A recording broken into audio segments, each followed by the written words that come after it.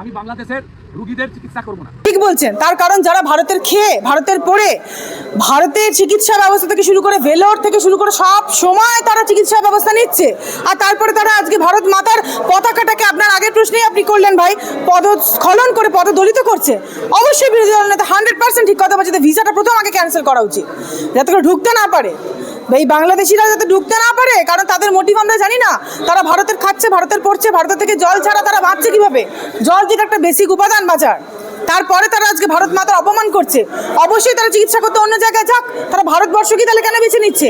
মানে লাভের জন্য, সুবিধার জন্য ভারতবর্ষ, আর ক্ষতি করার জন্য, ভারত মাতাকে অসম্মান করার জন্য তখন তারা মানে বসে রয়েছে। এটা তো ঠিকই কথা বলেছেন বিরোধী দল নেতা শুভেন্দুদা, একদম একমত আমি তার সঙ্গে। বাংলাদেশে মানে আইনজীবী দাঁড়াচ্ছেন না যাকে অ্যারেস্ট করা হয়েছে তার জন্য, সেটা অবশ্যই সেটা বাংলাদেশের ব্যাপার। অবশ্যই বাংলাদেশিরা দেখুন, আজকে আমাদের দেশে আমরা হিন্দু মুসলমান যেমন মিলেমিশে আছি, আমরা এখানে যেমন হিন্দুও সুরক্ষিত, মুসলমানও সুরক্ষিত, অবশ্য সেটা পুরোটাও ঠিক নয়। আমাদের এখন যা অবস্থা দেশের, অ্যাকচুয়ালি কোনো জনগোষ্ঠী বা কোনো ধর্মের লোকেরাই সুরক্ষিত নয়। যাই হোক, তবু আমাদের মধ্যে সেই ডিফারেন্সিয়েশনটা কিন্তু আমরা করিনি, যেটা বাংলাদেশে কিন্তু করছে।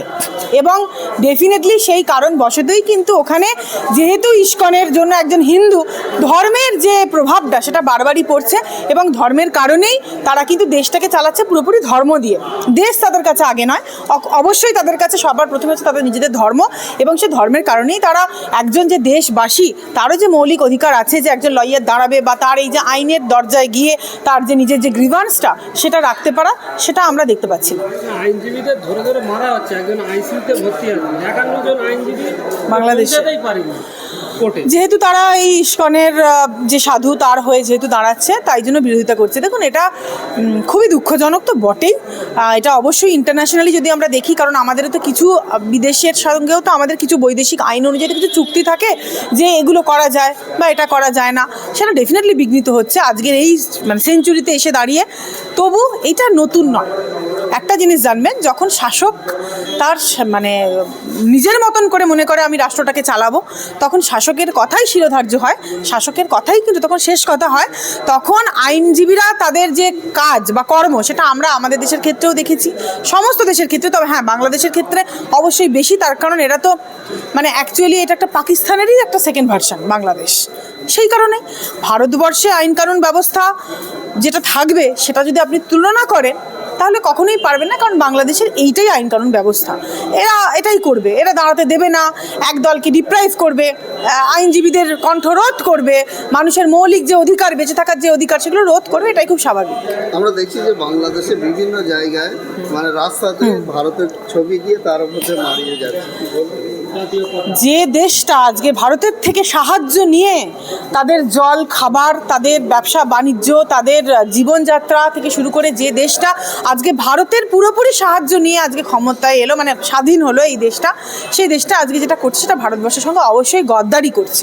এটাই আমরা আশা করতে পারি, কারণ এই যে বললাম, আজকে পাকিস্তানে কিন্তু কোনো হিন্দু থাকতে পারবে না, অথচ আমাদের দেশে কিন্তু মুসলমানদেরকে ভারত মাতা বুক দিয়ে আগলে রেখেছে। এটাই আমাদের দেশের সঙ্গে বাংলাদেশের মতন দেশ বা পাকিস্তানের মতন দেশ, যেটা আর কি ছোট ভার্সন পাকিস্তানের এখন বাংলাদেশ ধরুন, এটাই ডিফারেন্স।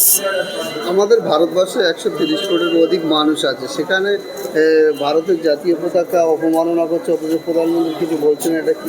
প্রধানমন্ত্রী অবশ্যই বলছেন। দেখুন, প্রধানমন্ত্রী বলছেন না, কখনোই না, প্রধানমন্ত্রী সবসময়ই বলছেন, এবং প্রধানমন্ত্রী সেটার প্রতিবাদও করছেন। কিন্তু আপনি কি বলবেন, একটা পার্টিকুলার দেশ যদি আজকে গিয়ে এই রকম ধরনের অসভ্যতামি করে, কোনো দেশই আজকে কোনো দেশে যদি কোনো দেশের জাতীয় পতাকাকে মাটিতে লুণ্ঠিত করে তার উপর মানে পা দিয়ে যদি তাকে অসম্মান করে, সেটা আমি মনে করি সেটা ভারতবর্ষের অসম্মান নয়, কারণ আমাদের ভারত মাতার জায়গা সবার আছে, মাথার উপরে শিরোধার্য সেই জায়গাতেই রয়ে গিয়েছে। কিন্তু এটা সেই দেশের যে ন্যাক্কারজনক গভর্নমেন্ট, ন্যাক্কারজনক সরকার, এবং সেই সরকারের কুশিক্ষা এবং সেই জেহাদিকরণের যে নীতি একটা পার্টিকুলার একটা রাষ্ট্রের, সেটাকেই বারবার করে প্রমাণ করে দেয় যে তাদের ভারতের প্রতি, এবং আমাদের এই যে হিন্দুত্ববাদীর কথা আমরা বলি, যেহেতু নামটাই Bharat, both goes hand hand in hand, এটার কতটা তারা বিরুদ্ধে, তাদের কতটা হিংসা এই ভারতের প্রতি, সেটাই বারবার প্রতিফলিত হয়। এবং বাংলাদেশকেই আজকে কিন্তু ইন্টারন্যাশনালি তারা তাদের নিজেদের মাথাটাকে যে মাটির সঙ্গে মিশিয়ে দিল আজকে ভারতের জাতীয় পতাকাকে এবং সর্বোপরি ভারত মাতাকে অপমান করে। এই ক্ষেত্রে বাংলাদেশ বহু বছর পিছিয়ে গেল এবং সেই জায়গাটা উঁচু জায়গায় আবার সেটাকে টেক ওভার করতে, টেক চার্জ নিতে প্রচুর টাইম লেগে যাবে। আবার এটা বাংলাদেশ হয়তো আজকে বুঝতে পারছে না, কিন্তু আগামী দিনে ডেফিনেটলি সেটা বুঝতে পারবে। আর আমাদের ভারত মাতা সবসময় আমাদের মাথার উপরেই আছে। আমরা ভারত মাতার জন্য বর্ডারে সবসময় আমাদের সৈনিকরা গুলি খাচ্ছে, তাদের প্রাণ দিয়ে হিন্দু মুসলমান নির্বিশেষে, নারী পুরুষ নির্বিশেষে, আমাদের ফ্রিডম মুভমেন্টের সময়, স্বাধীনতার আন্দোলনের সময় নারী পুরুষ নির্বিশেষেই দেশের জন্য প্রাণ দিয়েছিল। আজকের দিনে দাঁড়িয়ে এখনো পর্যন্ত ভারত মাতার জন্য তারা অবশ্যই লড়াই করে চলেছে। এবং এই যদি বাংলাদেশ সরকারকে এটাই বলবো, তারা যদি মনে করে থাকে যে আমাদের ভারত মাতার পতাকাকে লুণ্ঠিত করে পদস্খলন করে তারা এগিয়ে যাবে, এটার মানে তারা এটা বোঝা উচিত তাদের যে এক্ষেত্রে আমাদের ভারত মাতার অপমান নয়, এটাই বোঝা যায় যে আমাদের ভারত মাতা কতটা মহান, কতটা বিরাট, এবং আপনারা কতটা নিকৃষ্টতম দেশ এবং কতটা নিকৃষ্টতম জাতির উদাহরণ আপনারা গোটা ইন্টারন্যাশনালি আপনারা তুলে ধরছেন। এই যে বাংলাদেশে আইনজীবীরা আক্রান্ত হচ্ছে, ইউনুস সরকারের উদ্দেশ্যে আপনি একজন আইনজীবী হিসেবে কি বার্তা দেবেন? দেখুন, ইউনিশ সরকার তো এখনো অবধি টেম্পোরারি, প্রথম কথা, পার্মানেন্ট এখনো পর্যন্ত নয়। আচ্ছা, এবার আপনি যেটা বলছেন যে আক্রমণ করছে, প্রশ্নটা আপনি কি করলেন ভাই? আইনজীবীদের, আইনজীবী নয় শুধু, আমি কথাটা একটু কারেক্ট করে দিই, প্রশ্নটা আইনজীবী শুধু নয়, মানুষ যারা সাধারণ মানুষ ওখানকার তারাও আক্রমণ হচ্ছে। এবং যারা হচ্ছে সংখ্যালঘু, একটা মাইনরিটি সেকশন, তারা দিনে দিনে তাদের মন্দির ভাঙা, তাদের বিগ্রহ ভাঙা, তাদের আগুন জ্বালিয়ে দেওয়া, তাদেরকে নারীদেরকে কনভার্সন করানোর চেষ্টা করা, ধর্ষিতা করা, এইগুলো হয়ে চলেছে। যে দেশটা এই রকমই একটা কালচার বহন করে, তো সেই দেশটা ডেফিনেটলি আইনজীবীদের ওপরেও আমাদের যারা হিন্দুত্ববাদীর জন্য, তো ধরুন ইস্কনের এই যে জায়গাটা, সে তো একটা পার্টিকুলার বলেছে যে না, আমরা বাংলাদেশে বসে আমাদের ধর্মাচরণ করব। ঠিক যেরকম আমাদের মুসলিম ভাই বোনেরা ভারতবর্ষে বসে তাদের ধর্মাচরণ করে, সেখানে কোনো বাধাপ্রাপ্ত হয় না। কারণ আমাদের ভারতীয় সংবিধান দ্বারা যেটা বলা থাকে, ভারতীয় সংবিধানই আমাদের কাছে সবার উপরে, সব কিছুর উপরে। তাহলে সংবিধান দ্বারা যে কোনো জাতি, যে কোনো ধর্মের লোক যেমন ভারতবর্ষে থাকতে পারে, যে কোনো ধর্মের লোক তার যে প্রোপাগেট করতে পারে এবং প্র্যাকটিস করতে পারে তার নিজের যে কোনো রিলিজিয়ান, যেটা সে হোল্ড করছে। তাহলে এই ক্ষেত্রে বাংলাদেশের ক্ষেত্রে যেটা হচ্ছে না, যে না তুমি তোমার ধর্মাচরণ করতে পারো না, তাহলে সেই পার্টিকুলার ধর্মাবলম্বী হিন্দুদের জন্য যারা লড়াই করছে, সেই আইনজীবীদেরকে যে মারবে বা দাঁড়াতে দেবে না, এটা খুবই স্বাভাবিক। তার কারণ হিন্দুদের প্রতি যে বর্বরচিত আচরণ প্রথম দিন থেকে হয়ে এসেছে, সেটা থেকেই পরিষ্কার বোঝা যাচ্ছে যে এই সরকারটা এটাই করতে পারে। রাজ্যের মুখ্যমন্ত্রী বলছে যাদের উপর অত্যাচার হচ্ছে, বলছে আপনারা পশ্চিমবাংলা চলে আসুন, তাহলে আমরা একবেলা খাবো, একবেলা আপনাদের খাওয়াবো, আপনারা চলে আসুন। দেখুন, ব্যাপারটা হচ্ছে দেশের ইন্টারনাল সিকিউরিটি বলে একটা ব্যাপার আছে। প্রথম কথা, আমরা ভারতীয় সকলেই, পশ্চিমবঙ্গ কোনো ভারতবর্ষের কোনো বিচ্ছিন্ন জায়গা নয়, পশ্চিমবঙ্গ হচ্ছে part and parcel of Bharat. তাহলে আমাদের পশ্চিমবঙ্গের ইন্টারনাল সিকিউরিটির ব্যাপারে প্রথমত আমার মনে হয় মাননীয়ার ভাবা উচিত। আর এটা কি উনি ঠিক করতে পারেন? একজন রাজ্যের মুখ্যমন্ত্রীর তো এই পাওয়ারটা নেই। এটা দেশের ইন্টারনাল সিকিউরিটি মেনটেনিংয়ের জন্য এই পাওয়ারটা আছে, কিন্তু আমাদের কেন্দ্রের পাওয়ার আছে। কেন্দ্র যদি বিচার বিবেচনা করে, সেভাবে মনে করে, ডেফিনেটলি ফ্রি ক্যাম্পিং থেকে শুরু করে সমস্ত কিছু সেটা কেন্দ্র ঠিক করবে, কেন্দ্র দেবে সেটা। আর আজকে যে বাংলাদেশে হঠাৎ করে হিন্দুদের উপর অত্যাচার হচ্ছে, সেটা তো নয়। তখন মাননীয়া কোথায় ছিলেন? আমার এগুলো মনে হচ্ছে মাননীয় এগুলো শো অফের রাজনীতি হচ্ছে। তার কারণ দেশের ইন্টারনাল সিকিউরিটিটাকে তুমি পুরোপুরি আমাদের দেশের লোকদেরকে ডিপ্রাইভ করে, আমাদের দেশের লোকরা সেফ এবং সিকিউরভাবে আছে কি না সেটা তুমি না চেক করে তুমি কোনো মতেই কিন্তু হঠাৎ করে কাউকে তুমি আহ্বান করতে পারো না, এটাই আমি বলবো। কেন্দ্র সরকার যেহেতু কোনো পদক্ষেপ নিচ্ছে না, কেন্দ্র সরকার সবসময় পদক্ষেপ নিচ্ছে। এবং আজকে কেন্দ্র সরকার, তাহলে আপনি ভাবুন, তাহলে এই যে সিএএ করেছে, তাহলে এই এনআরসি এগুলো কেন হয়েছে? কেন্দ্র সরকার তো এটা হিন্দুদের জন্যই করা হয়েছে।